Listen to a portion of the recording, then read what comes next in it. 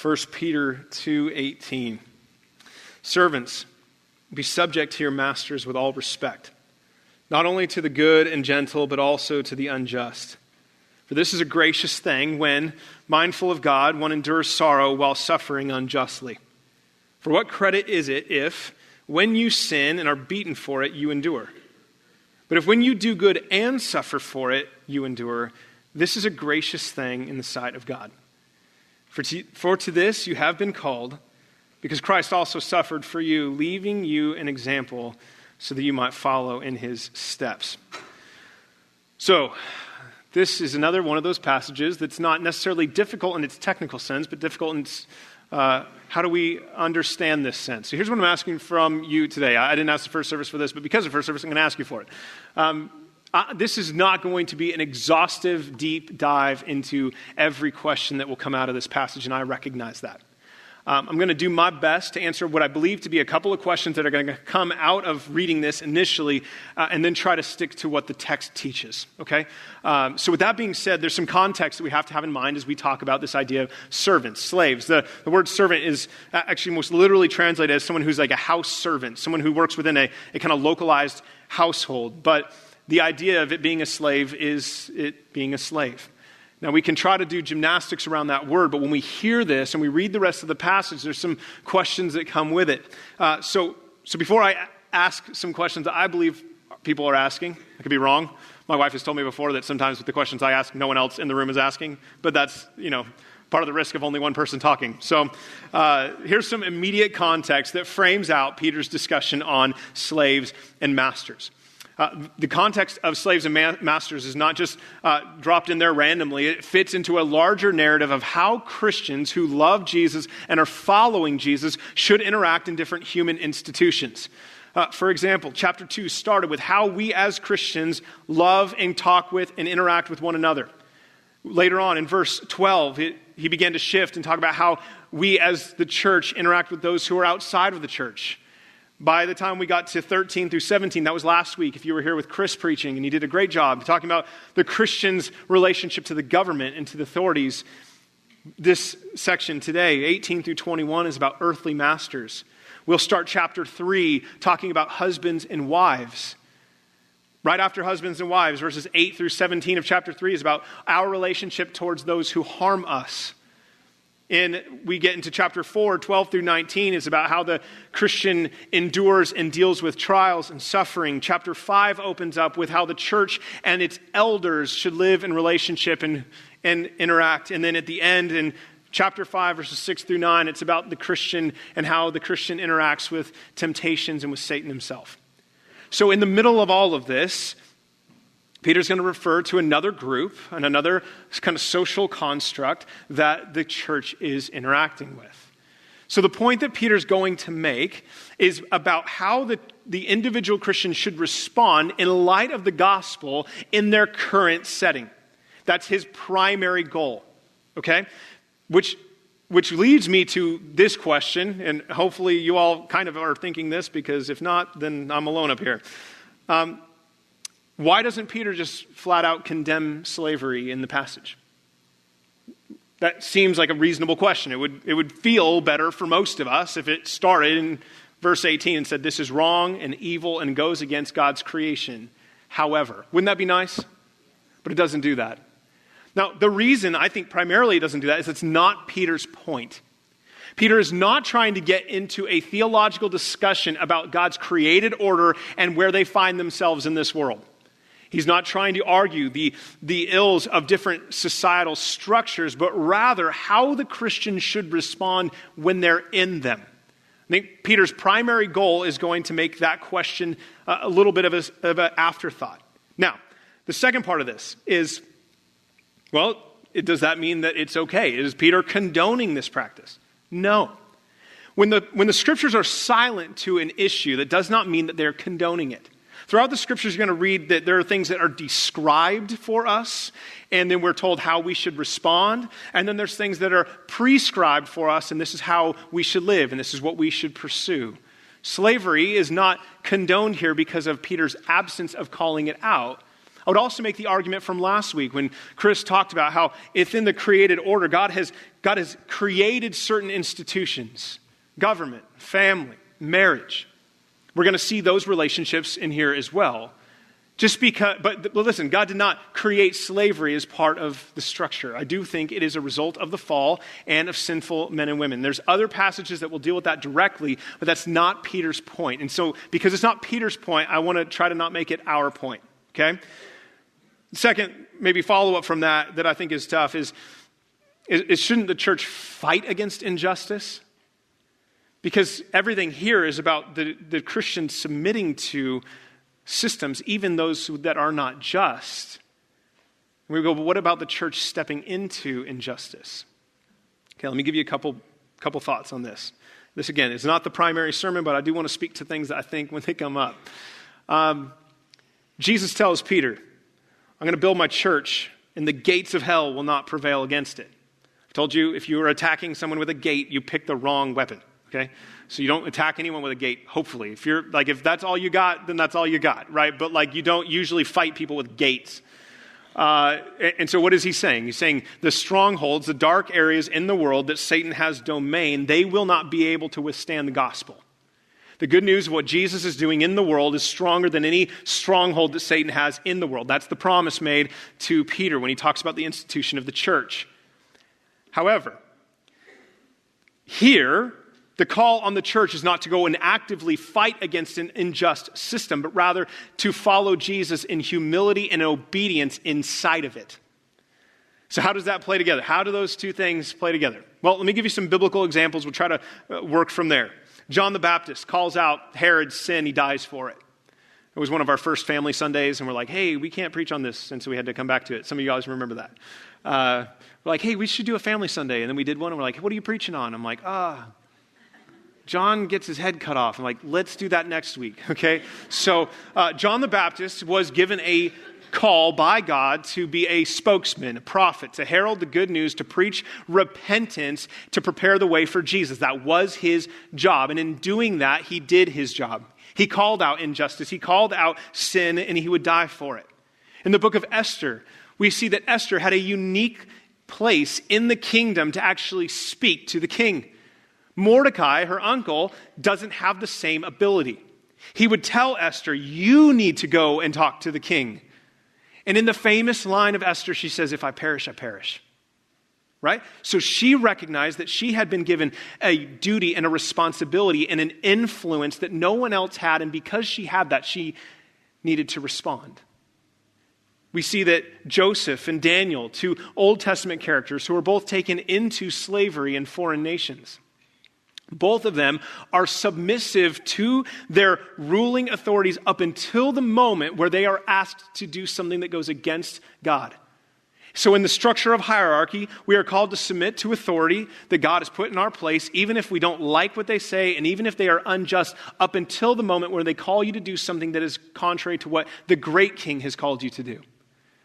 So we can't bow the knee to Nebuchadnezzar because we only bow the knee to Jesus. Now, in that time, it was just God. It was this Yahweh, that we bow the knee to one God. In the New Testament, we can't do anything that would go outside of our understanding of the gospel and would disrespect or go against the call that Jesus has put on our lives. So there is an authority higher than those authorities. And the only time we see them breaking that authority is when God himself had called them to something differently. Up until that moment, they were submissive and they were helpful and they were godly in the context they were in. Now, I would say that the church is called to push back darkness in appropriate channels. Meaning, if you are breaking the law to, quote unquote, fight for justice, you're probably not representing this text well or the text before it. Doing one wrong to right another wrong is wrong. However, there are channels that the church should and does use. So I'll give you an example in my own personal life and in our church's family. So my wife and I support a thing called IJM, International Justice Mission. They exist to end modern slavery. They do amazing work. where I'm on the freshman team supporting them with a very small financial support. There is a couple in our church and another girl in our church who are going to leave, and we're going to introduce them to you soon. They're leaving our church for a year to go to Cambodia to fight against the sex slavery and human trafficking. And to that we say, amen, hallelujah, praise the Lord. God has given them influence and given them a specific skill set that they're going to leverage to push back darkness in the world. And that is good and right and appropriate. And we as a church are going to get behind that. So there is this idea of pushing back darkness for the church and at the same time submitting to the authorities. So I said in the first group, if this family decided they were just going to airdrop in and kill everybody that did everything wrong and free the kids, we would go, I don't think that's a great idea. Right? That's not actually good. But rather, we see the church stepping in legal and appropriate ways to push back darkness and to change lives. Both of those things can be true. Where it crosses a line is when someone who claims to be a follower of Jesus will sin, break rules, live in rebellion, and then in trying to do all that, model Jesus, because it's not how Jesus lived. So, another maybe example from history is William Wilberforce, who was an abolitionist because of his belief in the creation of God, that all men were created equal. And in fighting for that, he used legal channels to push back darkness. He didn't incite open rebellion. So the church is called individually to submit to the authorities and at the same time look for opportunities and influence that God has given all of us, both corporately and individually, to push back dark areas. Now, maybe one more word on this for the church and the idea of justice. The idea of justice in the church primarily starts with the individual. It doesn't start with the corporate group. I've been a pastor long enough to hear enough people tell me what the church should be doing. And I have meetings and people are like, why isn't the church, why isn't Eastmont, why aren't we? And my pushback is, what are you doing? Okay, if you feel burdened for this, God has called you clearly to this, how have you gotten into this fight? I want to know what you're doing. How has God called you to step into this? When we begin to look at everybody else as the reason there's injustice, nothing ever will happen. But when the church looks inside itself and goes, okay, what has God called me to do? How has he called me to live? How am I to live out justly in my life and in my spheres of influence? That, I believe, is what the church is called to do. That we are to start with us, and that we're to work out from there. And we're going to see, like if you look at throughout the scriptures, we're going to see that different levels of influence and authority are given to different people. For example, Esther. Esther is given an influence no one else in her people have. What is the expectation on her then from God? To leverage the influence he has given her for the good of people. And if this church has someone who's just a low house servant, what is their job? To be submissive, and in doing so, model the gospel to their master. Now, let's get into the text, okay? The way it's framed out for these 4 verses, I'll try to go fast now. Now we're back to where we normally start. Verse 18 is the what, 19 and 20 are the why, and verse 21 is the motivation and example. So here's how Peter makes his argument. Verse 18, servants, be subject to your masters with all respect. The word subject means submission and obedience. Okay, so be submissive, be obedient to your masters, but then here's the qualifier, with all respect. Respect, I would say you can define as tone and posture. So what I used to tell high school kids, the idea of honoring your father and your mother is a lot about posture. So I have 2 children. I have a lot of stories because of my kids. I think the Lord has given me my kids just so I can be relatable. So I sometimes go to Panda Express. I don't know if that's like offensive to some of you, but I think it's great. So my son loves it. My daughter can't stand it. So the other day we're driving home and Graham's like, let's go to that Panda store and get some chicken. And I'm like, no, we're going to go home and eat cheap sandwiches. And my daughter, Ellie, was like, I don't want none of that spicy chicken. She's 3, I should add. So I don't want none of that spicy chicken. Get me some real food. I'm like, what in the world is happening back there? right? She's like so filled with drama, and I don't want none of that spicy chicken. What is she talking about, right? So we get home, get her a sandwich, and she goes, is that all there is? I'm like, yeah, that's all there is. What is wrong with you? Like, you should be happy you're eating and not sleeping in the garage tonight, right? And then she looks at me and goes, okay, fine. Right, you ever had that? Like, it's not just that you obeyed me. Like, I want some level of like, thank you. Parents, you ever force your children to thank you? It feels cheap, but really good at the same time, doesn't it? Right? I know it's not real, but I still like it. Right? Tell me thank you. Thank you. You're welcome. Right? So when we look at our kids, right, here's the thing. Being subject, being obedient is not the only thing the church is called to do. They're also called to couple that with a posture that has a respectful tone. Respectful content. It's not just fine. Yeah, I'm going to do the bare minimum that God has called me to do because you're the worst. But rather to go, no, I'm not only going to be obedient and submissive, but I'm going to do it in a posture of respect towards you. I'm not going to gossip about you. I'm not going to talk ill of you. I'm going to do what the Lord has called me to do. I'm going to submit to you as I submit to Jesus. Submit. Verse 18 continues on. Not only to the good and gentle. We all like this part, and then it changes, but also to the unjust. Peter already knows the way this question goes. Yeah. My buddy Tim over here, he's got it easy. Like his master's great. Nice, kind, compassionate. The guy I work for is the worst. Like, I don't have to submit to that, right? That's the same question that Jesus' disciples ask, right? Jesus, how often do I have to forgive? And he gives them a math question they can't answer. They're like, what? Infinity? Right? I have to forgive forever? What's the minimum that I have to do? Well, you don't know them. Now, this is different. If you knew my circumstances, you wouldn't expect me to act like that. And Peter answers it right off the bat. This isn't just a call to do that to those who are kind to you, but also to those who are not. Jesus would say this in the Sermon on the Mount, Matthew 5, starting in verse 43. You have heard it said, you shall love your neighbor and hate your enemy. That comes naturally to all of us. Verse 44, but I say to you, love your enemies and pray for those who persecute you, so that you may be sons of your Father who is in heaven. For he makes the sun rise on the evil and on the good, and sends rain on the just and on the unjust. For if you love those who love you, what reward do you have? Do not even the tax collectors do the same? And if you greet only your brothers, what more are you doing than the others? Do not even the Gentiles do the same? Here's Jesus' point. If you love those who are easy to love and hate those who are easy to hate, then you're just called human. Like everybody's good at that. I was at Lowe's the other day trying to buckle up myself, following the law. I hadn't even started driving yet. This is good stuff, right? So buckling up. The guy in front of me apparently thought I was hand gesturing to him. So he pulls up right in front of me and flips me off as I'm buckling up. I'm like, I believe in safety, sir. Like, I don't know. And the first thing went through is my head is like, I could just run into you. Like, right?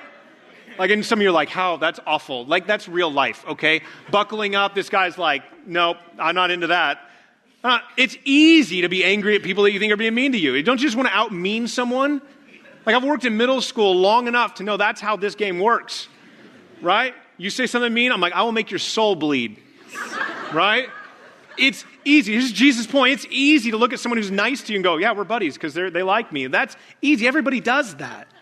The real demonstration of your understanding of the grace of God in your own life is how you respond when someone's not kind to you.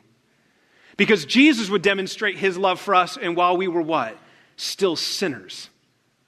How well you understand the gospel will be modeled how you respond to those who are not kind to you. Now, Peter's going to give his general message. Verse 19, and he'll detail it out in 20. So here's 19. Here's the point. For this is a gracious thing when, mindful of God, some quantifiers, one endures sorrows while suffering unjustly. So that's the main theme of this topic. That it is a gracious thing. How is it a gracious thing? One, God gives grace to those who walk in obedience when it's really hard. The second thing is God gives grace to the people around those people because they get to see the gospel played out. It is a gracious thing. When one endures sorrows, the idea of sorrow is the pain and the hurt that comes with the unjust behavior. Not only am I an object of like injustice, but I have like lasting difficulties because of it. He says it's a gracious thing when you go through all of that and you suffer unjustly. Now, the word suffer we've got to quantify because we can think suffering in a lot of different ways, right? Like you stubbed your toe this morning on the way to church, and you're like, why, Lord? And then that's not what this is, okay? So let's give some biblical framework for suffering. There's different kinds of suffering in the Bible. There's natural suffering, diseases and sickness. They're not a result of anything that you did or didn't do. You ate healthy, you did all these things. That's just part of living in a broken world. There's natural disasters. Jesus would talk about this. There's when a tower falls in his day and people go, well, who sinned? What happened? He goes, no one sinned that this happened. This is just part of being in a broken world. There is the suffering of persecution. Now, this is narrowly defined in the Bible. Sometimes we give credit to our suffering as persecution when it's actually not persecution. For it to be persecution, your suffering has to be a direct result to your following Jesus. Meaning that you would not suffer had you not chosen to follow Jesus in that place. It doesn't mean that all of your suffering is a result of your being a Christian. Sometimes suffering comes from just people who are evil towards others, and that's what I think this group is dealing with. I don't think this group is specifically being targeted for their faith, although that can be happening, because there's this general sense of some of you have masters who are nice, and some of you have masters who are not nice, and that predated them becoming Christians. But now that they are Christians, they now have to respond. So this suffering that they're going through means that they have done what is good and done what is right, and it feels like and even looks like and might even be that when they did what was good, they are being persecuted for it. They're being punished for it. So now he's going to give some clarity to verse 19 and verse 20. For what credit, the word credit means honor, fame. It's maybe another way to define it. So for what credit is it if you sin and are beaten for it? That's a great line, isn't it? So how is this honoring to you that when you do something dumb, you get penalized? Okay, so some of my favorite moments in all of life are when people get in trouble for doing dumb things. Like I'd love it. I'd love it deeply. I told you this story is just so great, and I've told it many times, and you're going to hear it again because it's such a great story, right? Sitting at a stop sign, a guy cuts like 8 of us off on the shoulder, and he pulls out right in front of a sheriff. And I was like, yes! And it was the greatest thing. I was actually by myself clapping in my own car, right? And as I drove by, I like thumbs up the cop. I'm like, yes! I love you, right? He's like, don't talk to me like that. It was really weird. It was quick, but it happened, right? I love that stuff, right? When you do something dumb and then like you get punished, I'm like, this is great. This is like great news. Now, if it's me, it's not great news. Then I'm begging for mercy and all that kind of stuff. So here's Peter's point. If you do something stupid and then you get hurt for it, that's on you. That's a you problem. A very personal example is my wife told me, if I get hurt again on my mountain bike, she will not help me. Right? So if you do this again, you're on your own. That's a you problem, not a me problem. Right? So here's the point. There is no honor and fame. There is no, I'm such a victim in this. If you did something that earned, there's a direct tie to what you did and the punishment you received. There's no honor in that. There's no fame for you. No one's like, man, Blaine, he's really going through it because he's hurt. Then my wife's like, because he rode his bike off a jump. And you're like, you're right. That's not that big of a deal, right? That's how it changes. If you did something and it resulted in punishment, then you don't get to have honor and fame in that. That's contrasted with Jesus, who has honor and fame because he suffered and there was no cause. He had done nothing wrong. So he's going to clarify that when you are disrespectful to your master and it results in suffering, there's no honor in that for you. There's no advance of the gospel in that. There's no honor to Jesus in that. There's no fame in that. That's just you getting punished because you deserved it. But if when you do good and suffer, so here's the narrow group that he's speaking to.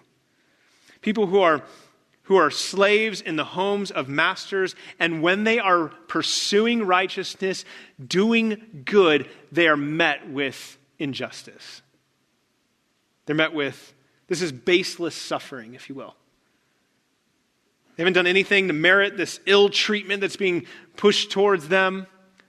This is the group that he's talking to. And here's what his point will be, is that your submission towards authority in that moment will be a small picture of the gospel of Jesus. Because Jesus suffered without having ever sinned. That even though Jesus had done nothing wrong, he would be punished. And here's the other thing that you'll notice, is that if Jesus went through that, he understands what you're going through. The most unjust thing that can happen to anyone in this church doesn't even come close to the injustice that happened to Jesus. Because Jesus was sinless and had to endure, whereas we are all sinful people and will sometimes endure. 1 Peter 2 says this. If you go to verse 12, just maybe one page back for you. It says this: keep your conduct among the Gentiles honorable, so that when they speak against you as evildoers, they may see your good deeds and glorify God on the day of visitation. That would have been really, really hard for this group of people. So what's Peter's point? In this small church that's nestled very far away from other Christian churches in the Roman Empire, who have accused them of all kinds of things, not the least of which being rebellion against Caesar. They're going to be accused, if they haven't already been accused, for starting the fires in Rome. How does the church fight against the false criticisms and false attacks that go against them? By living in a way that shows the people around them that it isn't true. If Peter would have written, this is insane, you didn't do anything wrong, it's time to rise up, it's time to fight back, then they would have validated the very criticisms that they were falsely accused of. But no, he would say, you better keep your behavior in such a way that when people see you, they see Jesus. That it's a paradox to them. They can't figure out how to mesh those two things together. That all the things I've heard about these Christians is this, and now I met one and they're like this, and that doesn't make any sense. Peter believed that the way that the culture would be won for this church was not through rebellion, it wasn't through big initiatives, it wasn't through a parade or a fight, it wasn't through any of that. It was through gentle, compassionate, humble, godly living that would in turn change the hearts of those around them. Verse 21, he goes on to say this, for this you have been called, which, let's just be honest, is a really bummer thing to hear. Like, can we just all agree? Like, you're in this space.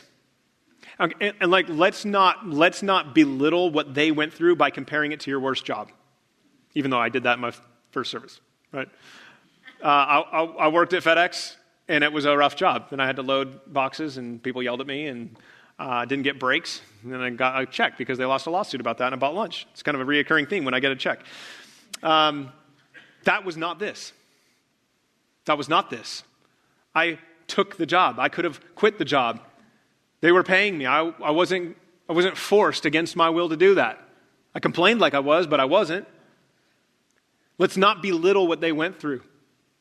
What they were facing was different than the worst job you've ever had. But what you will see in the worst job you ever had is the reality of human nature. Probably all of us can look back through our work history and say we had really good bosses and we had really terrible bosses. In the same way, they would have really good masters and really terrible masters. For to this you have been called.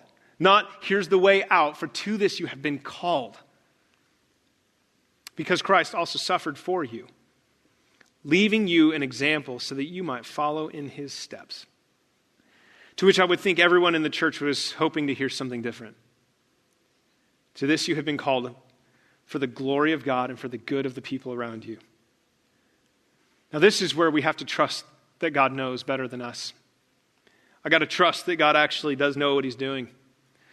That if he's going to put me in a place where I'm going to suffer, and in that suffering I need to model the grace and the compassion of Jesus, that he actually is working things for my good.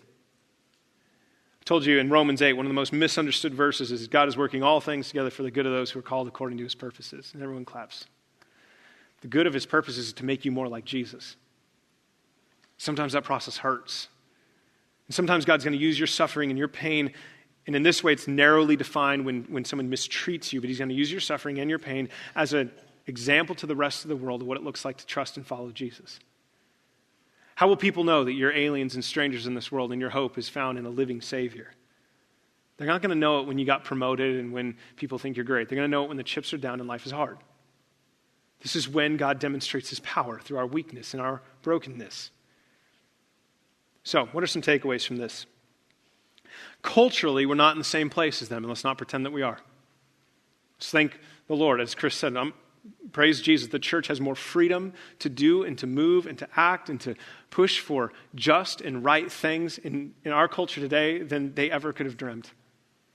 So let's not belittle their suffering. Our brothers and sisters who one day we will spend time with in eternity, let's not belittle what they went through and try to maximize the pain and suffering that we may have had. But we can take principles away from it. So let me give you three. This is not the Bible speaking. This is just me saying, here's some things I could take away from this. First, God has placed you in this time and in this place to be faithful and be for the glory of God. So yesterday, my wife and I are driving around talking about the world that our kids will grow up in. You ever done this? Right? And I think the general conversation is filled with worry and stress and like, man, what are our kids going to see? And I think my parents did that and their parents did that and every group of parents in the history of the world has always done that. Can I just kindly say that's not a biblical worry? Because God has put your children in the time and the place that he wants them to live. If he wanted them to live in your generation, they'd be your brother. But he made them your kids. Your children, yes, will face issues. They will face hardships. They will face a different world than you and I will face and that different generations will face. But God put them there. He's placed them there. He has put them there strategically for the kingdom and for his name and fame. The wars that my kids will fight will probably be different than the wars that my generation will fight. The things that I feel like God has called me to stand up for and to speak for and to be for outside of the scriptures. Like we've used the sanctity of life one as an example. I believe that's something that God has called me and my generation to speak for. I'm praying to God. That's not my kids. But who knows what they'll have. But here's the thing. I don't need to worry because God has put them there. Right now, God has put you in this place, in this space, in this time to be faithful, to be obedient, to walk in humility with him, and to have your influence that he has given you maximized for the gospel. Meaning the workplace that you have. Don't look back 30 years and go, gosh, I wish it was 1981 again because that was really great and life was good. Then look at where you are right now and go, God, how do you use me right now? How do you want to leverage my life and my influence? I'll give you an example from our church. So I'm 31. My son told me yesterday going to bed that I was starting to look really old. And I was like, yes, cool. People take me seriously now. When I was in my 20s, it was a lot harder to tell people I was a pastor because it was met with a lot more explanation. Now that I'm in my 30s, it's a little bit easier. But I will get plenty of phone calls as a pastor that I know I'm not ready for. So you know what I do? I call 70 and 80-year-olds in this church. And they don't even want to hear from me anymore. There's one lady, I'll leave her anonymous. She might be in here right now, and she's probably like, he has called me more times than I'd like to be called. And I've called her and said, I know that you don't work here, or didn't even ask for this phone call, but I need you. 4 days later, I called her back. Hey, this happened. I need you again. At 80 years old, God has given her influence, insight, wisdom into areas I don't have. Now, if she lived her whole life going, gosh, I wish it was like it used to be, she would not be effective right now. One thing that we learned from this call is that we can waste our lives wishing we were someone else, somewhere else, or some other time and not be effective in the kingdom. I guarantee these people wish they had a different circumstance in life. They probably wish that they lived in a different time where they were free. They probably wished all that. But God was going to use them in their current spot for his glory and his name. That's not just me talking. It comes out of Acts 17. Paul says this in Acts 17, halfway through verse 26, having determined allotted periods and the boundaries of their dwelling place. You are not here in this time, in this culture, in this generation on accident. You're here because God put you here. The question is, what do you do with what God has given you? Which leads to the second thing I came out with. Second, be faithful with the influence, the responsibility, and the giftings that God has given you. My responsibility is different than yours. I know that. My responsibility to my family is unique for me. My responsibility in this role as a pastor is unique to me, and I know that. And so I want to live in a way that God is honored by the way that I steward the responsibility and the influence he gave me. But God has given you the exact same thing. He used to tell our high school students, I'd say, listen, we can try to reach kids in our group by doing games, which you already know I don't do. So that's not going to work. We can invite them. You can invite all your friends to hear me, which they probably won't be impressed. I said, or you can take some initiative and realize that your classmate in fourth period biology sitting in front of you desperately needs to hear the gospel. I ain't in that class. I took biology a couple times, right? So God gave me lots of opportunities, right? He puts you in that chair next to that kid so that you might be an ambassador for the gospel. He has given you influence. Every one of you, God has given influence and responsibility and giftings. He's given you financial means. He's given you all kinds of stuff that he's called you to leverage for the kingdom. For this church, they hadn't been given a lot. And they were called to be faithful. For some of you, you have been given much, and you've been given prominent areas in culture, and I'm going, lean in. Because God's put you there on purpose. Don't wish you had a different job. Like, don't we all do this on days that are stressful? We're like, I could do anything else. Lean into what God has given you. Lean into the talents, the gifts. When we talk about this church, the church was probably filled with a lot of people who were so low on the socioeconomic ladder that they had very little ability to influence the culture, and that's why Peter's not calling them to do it. But when you get to a book like Esther, she had a lot of prominence, and she was called to do something. Let me just encourage us in the freest country, in the wealthiest country in the history of mankind, that we wouldn't squander our influence. James 4 says this, so whoever knows the right thing to do and fails to do it, for him it is sin. For some of us, we look at our lives and we're so selfish, we're so inward focused that we don't even see the opportunities that God has given us to push back darkness, to leverage the influence that we have for the good of people around us, for the advance of the kingdom, and we sit idly by. You know what would get these people freedom? People who were in a different structure who God had saved. You look at William Wilberforce. He was in a position where he could influence culture, and he did that. Every one of us is different. Every one of us has different realms of influence and spheres of influence, but all of us are called to be faithful with what we've been given. My prayer is at the end of my life, that in the end of your life, that we would meet Jesus and he would say, well done, good and faithful servant. Because we took seriously what he gave us and we were faithful. The last thing, and this is just more of a general thought and then we'll be done. The church has to remember that Jesus stands in ultimate authority. This church had to know that. They had to believe that Jesus was not rivaled on his throne. They had to know that above their master was a good king. If this is all that there is in this life, that you're going to fight and you're going to take what's yours and you're going to push for what's right and you're going to get equity and you're going to do all these things, but if you can believe that there is a God who is perfectly just and who sits on a throne higher than any other throne you've ever seen, then I can trust him. I can submit for a season knowing that this isn't right because I know there is a God who will make it right. I don't have to be validated or vindicated. When people speak wrong about you, when people accuse you of things that you know aren't true, here's the phrase that I've used in my life: the Lord knows. The Lord knows. And look, I'll be honest with you.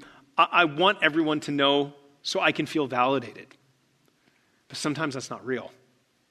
Sometimes the only thing I get is that the Lord knows. Everyone around me might think that I'm this, or this, and you can fill in the blanks. And you could probably ask people around you, what do people say that's bad about me? And they're like, man, I got like a document. I've been keeping track for you. It's a lot of new additions recently, right? Whatever it might be. They might not know what is true. They might not know what actually happened, but listen, the Lord knows. If you actually believe that God sits on his throne, that Jesus is still in power, that he hasn't been taken off the throne, and that your master is ultimately under him, it allows you the freedom of not trying to get what's yours. The church has to remember both in its prosperous moments and in its difficult moments that Jesus sits on the throne. If God has put you in a space of incredible influence and authority in some realm in this city, you need to remember that Jesus is still on his throne. and that the way you act with what he has given you, he will judge you for. Be slow to ask for promotions. Whatever God gives you, is your increase in influence, whatever it might be, you're going to give an account for that. Be faithful with what you have. And here's the last takeaway. I said that was the last one, but one more and they'll be done. The last one is that God has called us to live quiet, humble, peaceable lives.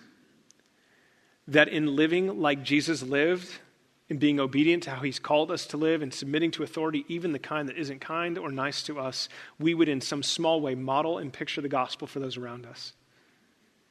And I promise you in eternity, what will matter far more than being justified and validated in this life is to be part of what God is doing in the world. There are opportunities for some of you to push back dark areas, and I would say go for it. There are areas for some of you where you just are in a difficult spot and you have to learn to be submissive and kind. And in both of those examples, you are picturing the gospel of Jesus. My prayer for us as a church and for myself is that we would be a quiet, humble, peaceable people, and that in doing so, people would see the gospel in us. Peter believed that the culture would change when people's hearts were changed as they came in contact with those who loved and followed Jesus. And my prayer is that would be us. Let's pray.